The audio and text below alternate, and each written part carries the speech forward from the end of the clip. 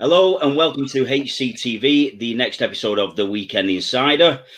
How's it going, lads? All good? How do you feel about going global? Now we're on all different kinds of podcasts. We're on Spotify, iTunes. Ask Alexa to play it, not just only on YouTube. Now, what have you been stopped in the street yet asking for autographs, or have you managed to hide it a little bit? Do you know what? I'm glad you've took us. Well, obviously we're still on YouTube, mate, but I'm glad the other forums are on the radio because we've definitely got three faces for radio, haven't we? Yeah, very true, very true.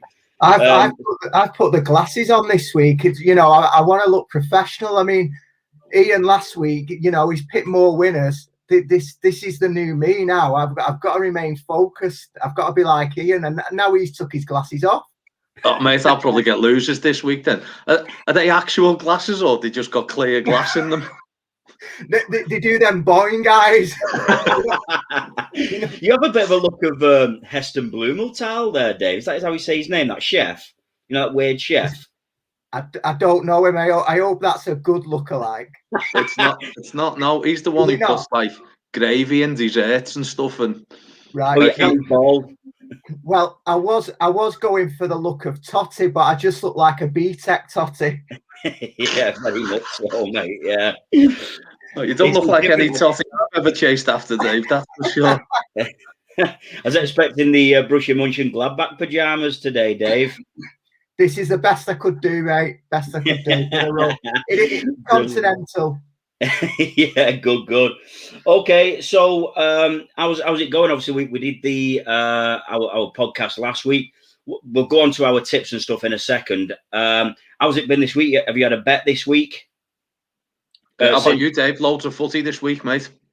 I have. I've had a bad week again. It's followed on from the weekend, so I'm hoping for a change in fortune. So yeah, not a great week. So best said about my bets, the better. We'll talk about yours. But to be honest, not much racing this week. But we started. If you call Thursday the start of a long weekend, we had a good one last night. It was I think it came in about 8.5 to 1, 17-2 winner last night. Yeah, it did. Which it sent round on the WhatsApp group. Won quite well in the end. So that won us all a nice few quid last night. Other than that, I haven't really had a bet during the week. I've been busy with work. Yeah. But it's teamed me up. It's got me a nice balance going into the weekend, that's for certain. Yeah, same. I had a little bit of a win on the football, which is unlike me, really. I fancied Wigan, both teams to score the other day. That came in boosted at 11-2, so that was a nice win. Unfortunately, though, I put it in with a double with someone else that finished 0-0, I think it finished. Had another double of both teams to score, teams to win, so that was nice. And then the horse last night. So again, I'm just trying to build me balance, really, ready to lose it all at Cheltenham. I would imagine. It's getting exciting, getting close now. We're just 2 and a bit weeks off.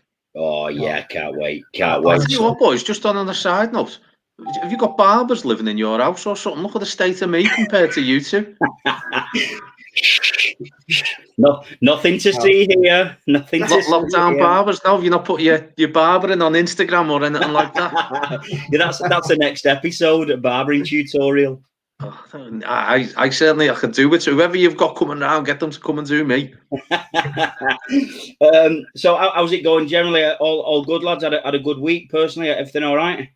Good news from Boris this week. Give us something to cling on to for the future. Yeah, it's all good. It's all good. So, why don't you ask me how my week's been? I don't want to. You don't want to? Go on. Go on. And as long as you don't tell us about any bizarre sport you've been watching on Eurosport. Well, funny you should ask how I am, Dave. I'm all right, to be honest with you, mate. I'm all right. I'm a bit like a bride's nightie. I'm up and down. See, this week we've had the great news. We've had the great news, as you mentioned, Ian, from Boris. Pubs are going to open. Things are kind of getting back to normal. Absolutely fantastic. We've had great news midweek. Again on Borussia Mönchengladbach. Finally, a team back to old school. Played 4-4-2 against all teams would be Man City. But they're playing 4-4-2 back to the old school. Get in. But let me tell you, lads, they were the good bits. Now the bad bit. So this week I've been watching a little bit of UK world timber sports. I mean, I know you two are probably big into your timber sports. Big fans of the timber. Well, I thought you would be. All the timber sports. Well, I know you do like playing with your wood. So hey, one for the dads there. Little bit of blue for dads. So yeah, we was watching. I got right into it. A team of 5 people. This one was in the Czech Republic. Team of 5 people. The crowd were going wild. In the end, it got through to the final. It was an Australia v New Zealand final. They have different events on how to cut the wood. They have electric saws, hand chopping, all kinds of different stuff. Eventually, Australia won it. Getting into it, I thought, "Whoa, get in! I can't wait for next year's championship now." Only to be let down.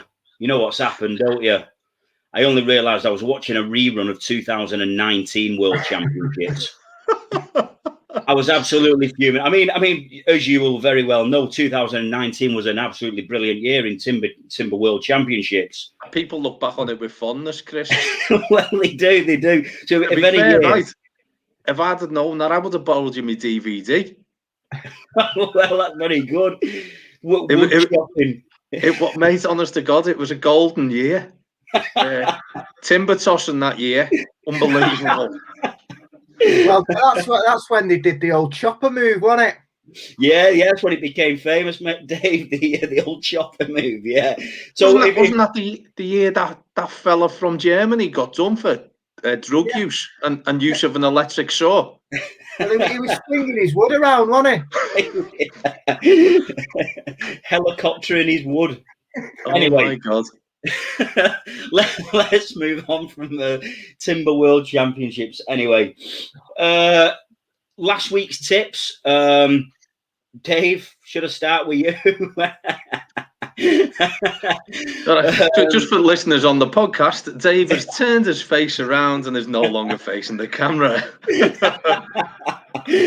Yeah. Was I meant to be giving tips last week?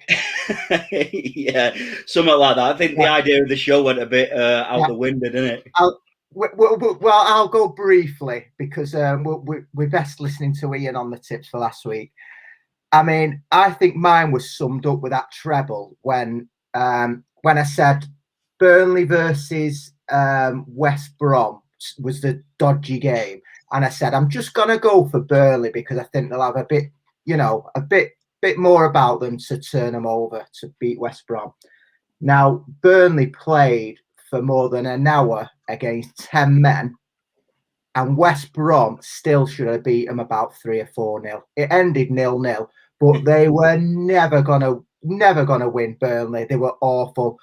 And then to top it off,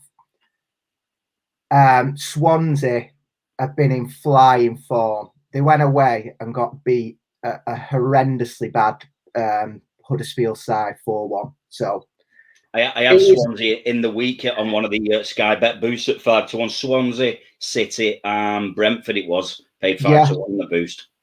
I tell you what, did you see the stats from the Brighton Palace game? Yeah, no. On Monday, it's like Brighton had something like 75% possession, 117 shots on target, and Palace won 2-1 with 2 shots. Well, hey Ian, that's what my betting was like last week because it was 1-1 and Welbeck came on. So I thought they've had all these chances. I thought they're going to score here, Brighton. And I thought he was about 6-1. I thought, that's a nice win that to get me back on track.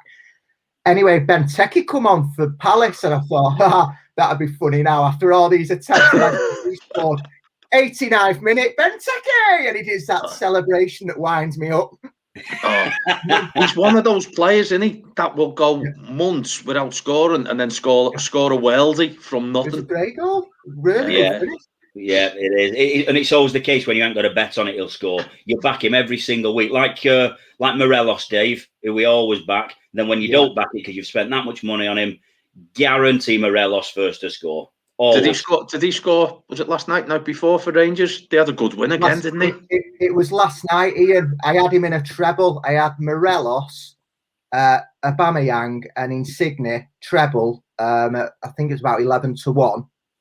Aubameyang and Morelos scored first within 15 minutes of kickoff. And he takes pens. He always scores that Insigne for Napoli. Nothing. I tell you what, Aubameyang's found a scoring boots all of a sudden, hasn't he? Yeah. He's one to keep on side at the moment, I think. Yeah, I agree. Yeah, I won't cross over into your realm of football, Dave. It's just well, my observations. On that note, Ian, can we hear about your betting on the horses? Yeah, let's have a little look, Ian. We done all right, didn't we? Again, I think we had about four tips running for us, and we got off. The nap came second. It looked for a fleeting moment that it was going to get up, and I think we were all cheering that one on, weren't we? I think the common thread through the selections last week was how well back they were, and that was one of the things I was most pleased about, because when we were recording this last week, I was pointing out to you guys how I thought the bookies had got it wrong with regards to the odds, and that they were well worth the tackle. So even though the nap got beat, we tipped it up at 6-1, and it came in at 9-4 favourite and came second. But we did tip it up to come second. Well, sorry, to come placed at each way. So if anyone got on early, they were off to a winner there anyway. For me, I had it on the nose. So it wasn't a great start, but we redeemed ourselves on the Sunday with a 17-2 winner and a 20-1 placed, which was really nice. The winner won a very competitive handicap quite easily as well. I don't know if you guys watched it. It came cruising to that last fence, and I've got to admit I was quite calm all the way through the race, and then I jumped off the sofa when it jumped the last fence and rolled it all the way to the line. I was I turned full Kevin Keegan again. I'd love it. I'd love it if that came in. So it keeps our score quite high, Chris, doesn't it, with regards to return on investment at the moment? Yeah, I think your profit and loss. What were you on? I think if you'd have put was it £10 each way on every tip that you do? Yeah, so I worked it out. If each way ones, if you've done 10 each way, or if the win ones, you've done £20 win. On all the selections on the podcast so far, you'd be 345 quid up. It's not to be sniffed at, is it? Definitely not, mate. Definitely not. You'd have liked that ready to go into Cheltenham, wouldn't you? Yeah, exactly, mate. So, let's hope it continues. We've got a couple to look at this week. And do you think the huge money that went on the horse that came massively in the market, do you reckon that was down to our podcast, Ian? I'd like to think it was, Chris, because the morning after the podcast, we went from YouTube to Spotify and Apple Music, and suddenly went global, and all of a sudden I'm watching the prices tumble, and I'm thinking we've got a bit of a following here, like. I think that's because I put a tenner on it, Ian. Yeah, it probably was. The market probably didn't need that much money to fluctuate. Oh, okay, lads. So brilliant again last week, Ian. 17-2 winner, a 20-1 place. Brilliant. Your profit and loss, you'd be £340 up, which is phenomenal. So let's keep that going this week. And Dave, let us get off to a flyer with a football as well. Let's have a little look back on last week's sport. The boxing. Did anybody watch the boxing on Saturday night? I didn't, mate. No, mate. No, not watch it. So Josh Kelly, who I mentioned last week, they couldn't really split them in the betting and stuff. I said I'll have a little tipple on the draw. That was nowhere near. So Josh Kelly, it was a ferocious fight. Josh Kelly was knocked down twice in the 6th round, and in the end, his corner through the towel and the contest was finished. But the funny thing about it was not everybody was happy with that from the Russian camp. The Russian trainer, let me get his name, Avan Sayer's trainer, was fuming because apparently he had a bet on his man to win in the 7th. So he was absolutely fuming. True story. Yeah, he wasn't listening to the podcast, was he? Because he would have had a draw. No, exactly right. Yeah. So that was the boxing. The cricket, England, pretty woeful. I tell you what, I wish I would have got a bet on India now after the first test. When England excel themselves. Yeah. And it was clearly something wrong. There was clearly an anomaly there because India were firm favourites. Well, yeah, do you remember last week when I said that the boost was 11-8 for India to win the series? Yeah. Looking now, India 2-1 up and probably going to win the fourth test, which I think starts Thursday. I think that starts. Do you know what? In hindsight, mate, stealing money that one. Yeah, definitely. Could fire up the machine, get the printer machine on the go with that one. So yeah, India won by 10 wickets in the third test. Absolutely smashed them, and probably going to continue as well. Rugby League. That's on a little bit tomorrow morning. We've got the Australian Charity Shield. That's St George Illawarra versus South Sydney Rabbitohs. St George 2-1.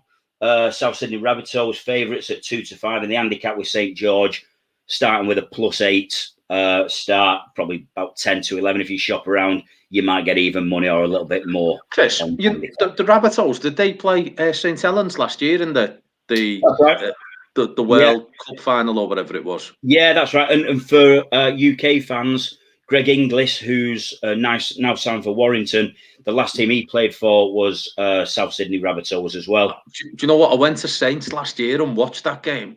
I was so impressed with the Rabbitohs, the speed in which they play. Class. Mate, it's like, I don't know as much as you about the rugby league, but it looked like they were just a level above what was the best team in our country. Do you know what I mean? And I was so impressed. The light years ahead of us. So in Australia, probably rugby league is like our football. So rugby league and Aussie rules and stuff is their football of this country. Yeah. So they're like back page news every day. Where in this country you're looking at maybe a section or something in the sports sections and stuff. So it's big news over there. So, and for Greg English to come over here and play 2 years in retirement, but to come over here is a massive coup for Warrington and the sport of rugby league in this country to have such a name like him coming over. So it's really good. So it'd probably be good to get some rugby league tips or suggestions from us guys next week, maybe before the season gets underway in earnest. Yeah, well, the season over here got put back again a little bit. So I think that's towards the end of March is the first game. So I'll probably take up the rugby league bit of an insight in that. So you can save your money by not backing any tips I give on the rugby league. Really, there's a famous one in the Dave. There was a famous one that I tipped, and I said, "Listen, absolutely lump on this Wigan v St Helens." I think Wigan had like a 28 start on the handicap. And I said, Wigan were playing a weakened side. They had loads of injuries, massively weakened side. And I said, listen, lump on this. Get your mortgage on this. Wigan are not going to not score 1 point. Honestly, trust me. We all lumped on. Wigan got nilled. Yeah, it was abysmal. It was bad. Maybe, do you know what? Maybe we can bring in a guest to do the rugby league for us. You don't have to do it, Chris. Idea, to be honest with you. So rugby league 7:30 tomorrow morning. That'll be on Sky. That will to watch. So if you've not watched rugby league before, have a little look at that. It'll be fast. It's exciting, and again, it's another little sport. If there's no timber sports on, you get watching your rugby league. Six Nations. I was a week ahead of myself last week. I was saying about Wales and England. That's this week, I think. So Wales 15-8, England 4-9. On Sky Bet, England to win the whole tournament are boosted from 5-2 to 3-1. I think they're currently second in the Six Nations group. So that could be at 3-1. I think it's not a bad price. They're second in the group. So I think France are favourites to win it at 8-11. So I'm not the biggest rugby union supporter fan or knowledgeable, but 3-1 seems all right with them second in the group. Yeah, give you a bit of a patriotic bet there as well, doesn't it? Yeah, that's it. On about patriotic, hopefully good news is coming where the Euros might all be staged in this country. Did you seen that today? Yeah, great news. So that, I mean, if the pubs are open and stuff, it's all in this country. I mean, what a summer we're in for. The thought of that is just unbelievable. Do you know the excitement of just knowing that possibly we could be going with our mates to the boozer, the sun will be shining, and we'll just be, you know, ale in our hands. It's you know what, we were a lot younger, but the atmosphere in the country for Euro 96, Yeah. you know, was just unbelievable. And to try and recreate some of that again, after the last 12 months we've had, that the country's going to go nuts. I don't think Boris knows what he's letting himself in for here. I know. So moving on to this week, lads. Your selections for this week. Who wants to go first? Who wants to be brave? He's got his glasses on, hasn't he? Yeah, he's settled in. He's got his eye in this week. Go on. I'll go. Go on then, Dave. Let's say your football, mate. So I've shortened them this week. I mean, the last few weeks I've been doing like 5 folds, which, I mean, I know week 1 I was 1 off, but obviously the lower amount of games, obviously the better chance I mean, the odds are going to come down, but you know, there's a better chance of winning. So I've picked out 2 trebles, a treble to teams to win and a treble of both teams to score. I've gone with form on the, obviously with the 3 to win. I've had to go with Cardiff away at Borough. Now this will really annoy me if this doesn't come off, because Borough really are a bad side and they've been getting beat left, right and centre, especially at home. They're poor at home. Cardiff are flying. Go on. Yeah, Chris. they did well midweek. I watched a bit of that. Cardiff. Kiefer Moore, obviously ex-Wigan, scored a penalty, and he's on fire. It looks a really good player. And Cardiff look good, to be honest. Yeah, it's with a new manager. The new manager coming in has given them a massive boost. So they're on a great run. So that's the first one, Cardiff. I fully expect them to win, and that will really annoy me if they don't, because I'm going with form there. The next one is Hull to win away at Wimbledon. Wimbledon, they did win the last home game 1-0 with a 90th minute winner against Gillingham. But before then, they've been getting battered at home. Hull, the last time out, they scored 3 at Doncaster and they beat Wigan 5-0 away. They're better away. So they are better away. So 2 away wins there, which even though we're you can't have crowds in, but they still do better odds for the away side. The bookies, they just tend to still do it. So we've got Hull and Cardiff, and then the final one is Bolton at home to Barrow. Now Bolton have come into a really good vein of form recently. They've won the last 4 at home. Barrow second from bottom. So again, we're going with a form. Them 3 on paper should be winning, and the way they're playing, they're firing on all cylinders. So we go in with them, and it's 8.82 to 1, so just short of 9 to 1 for the treble. That's decent, that day for 3 teams. Yeah. I tell you what, and I don't know whether it's the glasses or not, but I believe you more this week as well. you look more convincing. That's it. It's like you get dazed in the glasses, like that. What's that thing? That show that used to be on.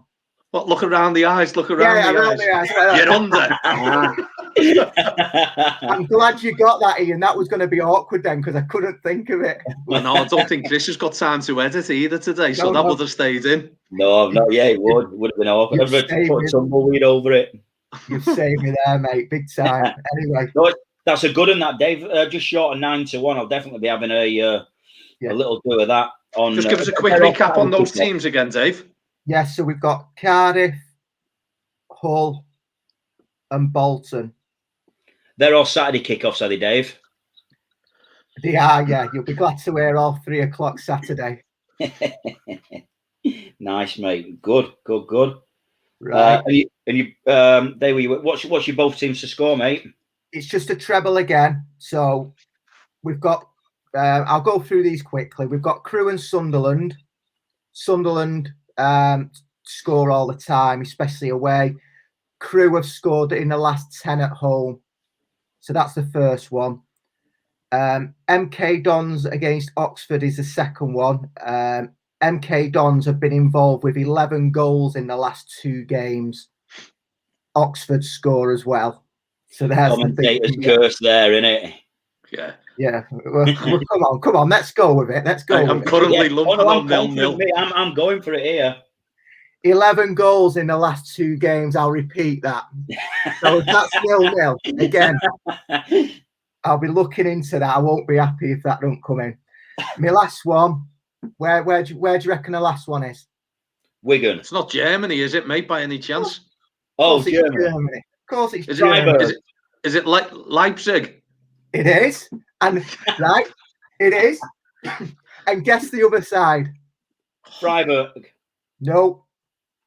Mönchengladbach. Yes. So we've gone for that because it's a 5:30 kickoff Saturday night. So when your other 2 have come in, you can get all excited, ready for the 5:30. They kicked off at 5:30 in the same fixture last season, and that ended 2-2. The old Desmond. So there's your winner. So for the treble, just short of 5-1, 4.74 to 1. I'll make the Carlsberg will be open there at 5:30, watching the Vidi printer. Oh, it's going to be glorious. I mean, your horses will be in. They'll be in. And What then, got to buy the Sporting Pink to see the results. I remember that. Is that still going? The Pink Echo? No, it can't be, can it? I used to love the Pink Echo. There's a doubt to that, yeah. I've still got copies in garage with all my programs. You used to always buy that. And just before I go, Chris, on my, I'm not going to run off like before. Oh, yeah. No, don't let us keep you, Dave. I'm gonna get. You always ask me because you know I love a first scorer, but I've not done any. So I've got 3 scorers for you, just to let you ponder with. So the first one we've got in Germany, and his name is Zoller, and he plays for Bochum, and they're playing against Wurzburger kickers who concede a lot of goals.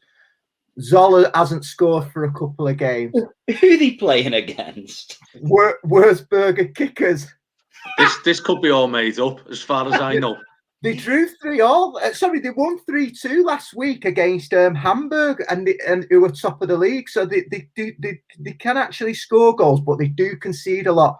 Now Zoller hasn't scored in a couple of games, and he's one of my favourites in Germany to score. Just note that this is Bundesliga 2. It's not the Bundesliga. The second one is to give Chris a good against Wigan.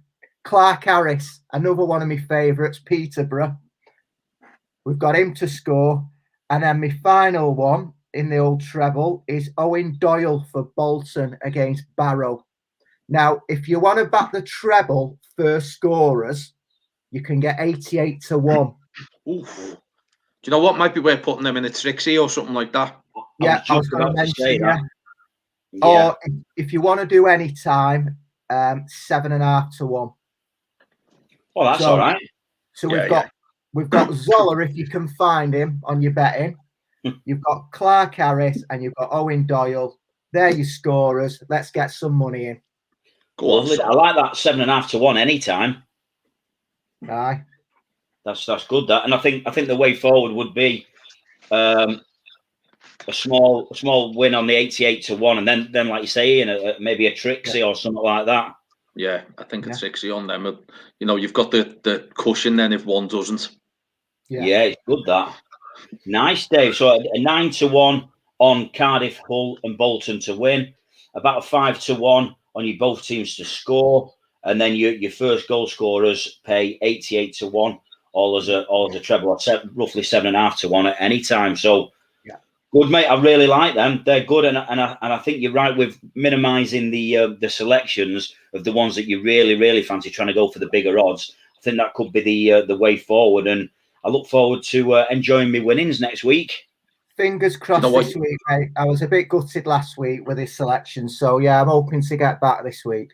You get an 8 to 1 bet in, no one's bothered, are they? Do you know what I mean? That's ace. Yeah. Exactly, mate. Exactly. I tell you what, the money printing machine is going to be on overtime this week, isn't it? It's not going to be stopped. So, right, brilliant, Dave. Thanks very much for that, mate. Ian, over to you, pal. Okay, cheers, Chris. So, as per previous podcast, really, I'm trying to, if I can, stick to the ITV races, so anyone listening can enjoy and watch. And as usual, trying to do a bit of a nap, and then a couple of bigger price ones in some of the large field handicaps. So we'll start off at Kempton, 335. Tough 3 mile handicap here. Lots in with chances, but that's where we start getting better odds, I suppose. Captain Nord is favourite, probably rightly so. I think he'll definitely be in the mix, but he keeps running well, really, without getting that winner on the board. And every time he runs, he keeps creeping up the weights. I think he'll definitely be in the mix, but as a favourite at around, where are we there? 3-1, 4-1. It's not for me in a big handicap like this. So as usual, we're going to try and stay away from the favourites in sort of these tips. Al Dancer comes next in the bet, and he's a bit of a disappointing horse for me because he's got loads of ability, and I'm a big fan of the stable, the Twist and Davis stable. So obviously Nigel the trainer and Sam on board for his dad. Big step up in distance for it. For me, seems a bit of a desperate throw of the dice. You know, it's been running at 2 miles, 2.5 miles. I say horse with loads of ability, and I'm just thinking, why now are they stepping it up to 3 miles? It feels like they're trying something new. It might come off, you know, when the horses from that stable are proper hardy horses, like they always try. But fingers burned too many times with that one. Clondor Castle's next. Been well backed during the week. Well worth a look. You like the ground, carrying a lot of weight though. But the money has spoken for it this week, so it's one to keep an eye out. Loads with other chances. But I'm going to take a little punt on one from the Tizard stable. It's a horse called Slate House. Currently trading at 12-1. Now, the stable's been going through a proper... Do you know what? Last couple of years, actually. You know, go back 2 years. This stable was winning everything. I remember bumping into them, hammered at Aintree. And I think they'd had... It was it the Thursday or the Friday of Aintree? Sounds unlike you. Shut up. They'd had 4 winners that day. And they were there, they were out in the with everyone else. Where they have the music and the DJs and stuff like that, and they were partying, and the world couldn't have been a better place. They'd won loads at Cheltenham, and since then the stables fell off a cliff. I'm not entirely sure what's going on. That's partly the reason why I think this horse is so big in price at 12-1. He's the trainer of Native River. Remember, we went big on Native River a couple of weeks back at 6-1, and he can ready a horse despite the fact that the stable's going through a quiet spell.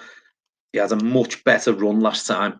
Came third last time, and would have been a lot closer. Only he made a bit of a mistake at the last. And I think this step up in distance, it's won over course and distance before. Won a grade 1 actually over course and distance here. So this was a bit of a drop down in grade. And I think Tom Scudamore's riding well, so good jockey booking there.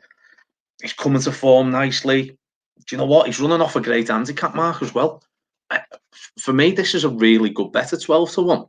I think he's going to come nicely into the race and quietly confident as it goes. So wouldn't put anyone off that. 12-1, very good horse on its day, and quite an open race. I think this race will be run to suit. And judging on last week, you'd be better to maybe get it on early. 100%. You know, anyone listening, I'd encourage you to go early on this one, because I've got a feeling this one might be back, because everything looks prime for a good run. Next, we're going to go over to Newcastle. 3:15 at Newcastle. Tricky one. This is a 4 mile, 1 furlong chase on soft. It's a long race, isn't it? It is, mate. So it's I wouldn't put it as a Grand National trial as such, because I don't think many Grand National winners come for it. But it is deemed as one of the Grand National trials, and You know, if you're getting 4 mile 1 on bottomless ground at Newcastle, you're going to do all right in the slog ground anyway.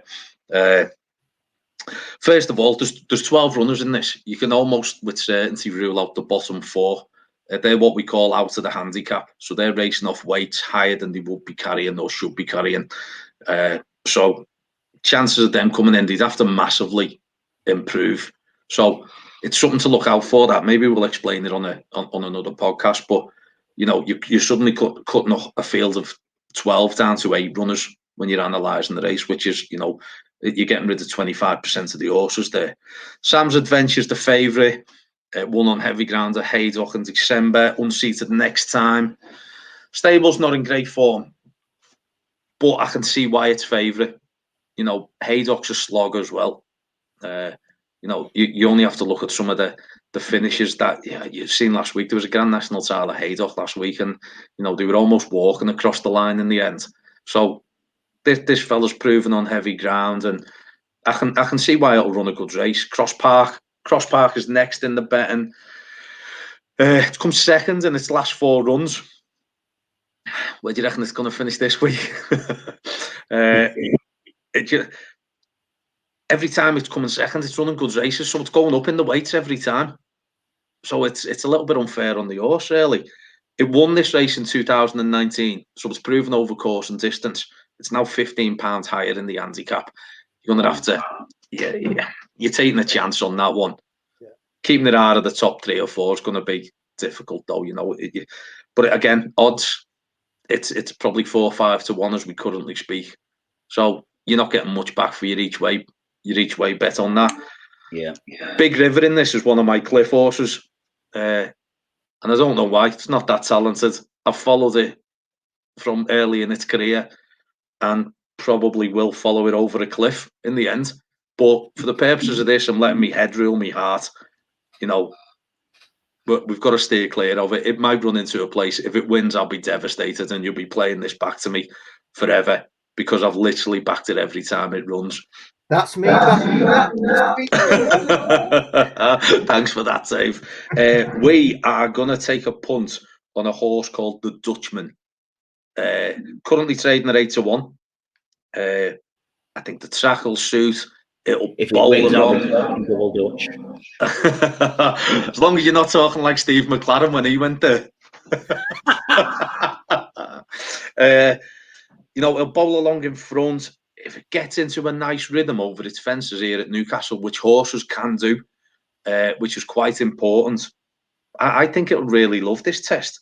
It's a little bit older now. It's an 11-year-old. That's not putting me off. It's carrying a good weight. You know, the favourite Sam's Adventure could take all the beating in this, but the Dutchman streetwise, and the one thing that, you know, that this is my own opinion. I think he purposely bypassed Haydock last week and the Grand National trial at Haydock to run at this. I've got no proof of that, right. But looking at how the stable have campaigned it over the last few years, he's running that race. He's run at Haydock several times, and you'd imagine he would have been lined up for that. Now he swerved it and he's gone to Newcastle for this. So it's just me and the little inkling that I've got, but it stands out to me at a price of 8 to 1. You've got 12 runners in there. Must say that the first one, that's Slate House, there'll be offers on that. You can probably get first 5 when you're doing each way bet. This should be first 4. So right. I think it's well worth a bet, that one. So 2 big prices there. And then quickly, because I know we're pressed for time now,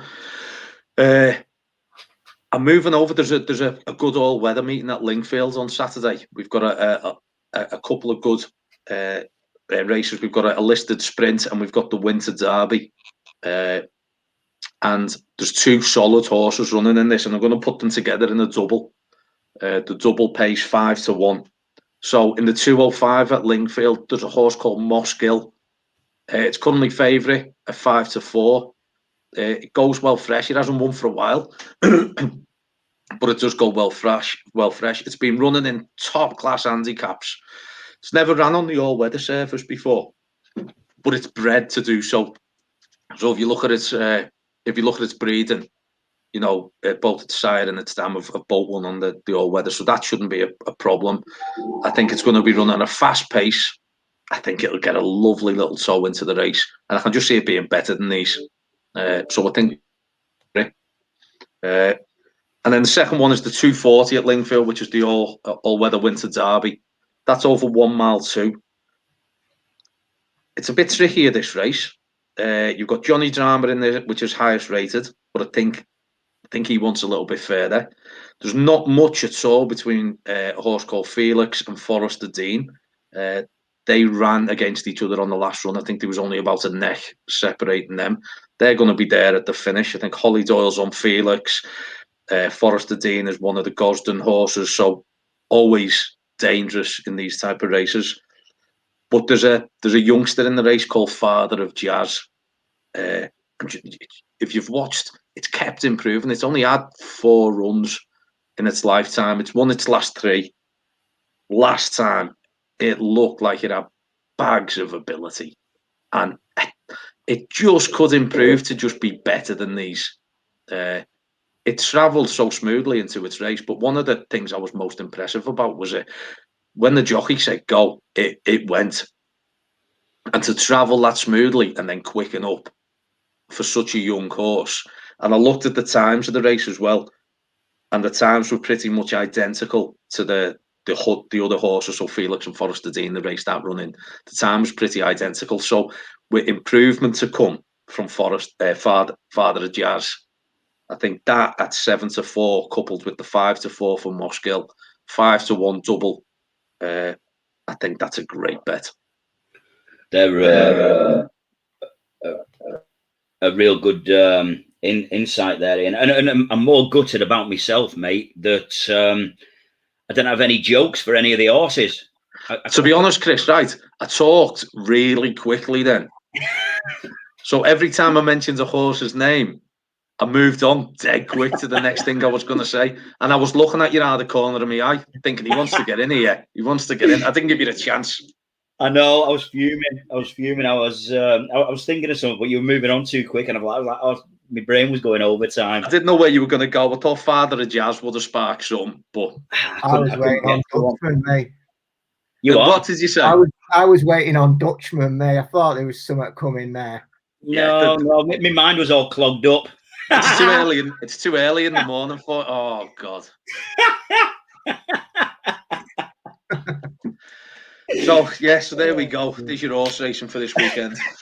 Brilliant, mate. So we've got a 12-1, an 8-1, 2 favourites, Brackham singles. Still, winner's a winner. On the double is 5-1. Lovely, which would be brilliant. Put them all in on a massive lucky 64 or something like that with the football. You could be retiring Saturday night. I'll tell you what, Chris, right? So I looked at the accumulator. I mean, you're asking for something for all 4 of them to come in, but £5 accumulator at those odds pays 3,600 quid. Wow, that'd be nice, wouldn't it? So not a bad fourfold if they come in, like. No. Yeah. Put them on with yours, Dave. The form you've been in. Can you imagine the scenes on next week's podcast?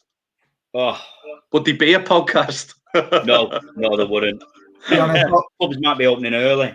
Yeah, definitely. Right, absolutely brilliant, lads. Thanks very much again for your time. Some great insights, Dave. Brilliant. Ian, brilliant again, mate. We'll see how we get on next week. Thanks very much. Have a good weekend, fellas. Plenty winners. And again, for everyone, please gamble aware. Only gamble what you can afford to lose. And it is, at the end of the day, just a bit of fun. Thanks very much, fellas. We shall speak to you soon. Take care. All the best, Chris. Cheers. Cheers, mate.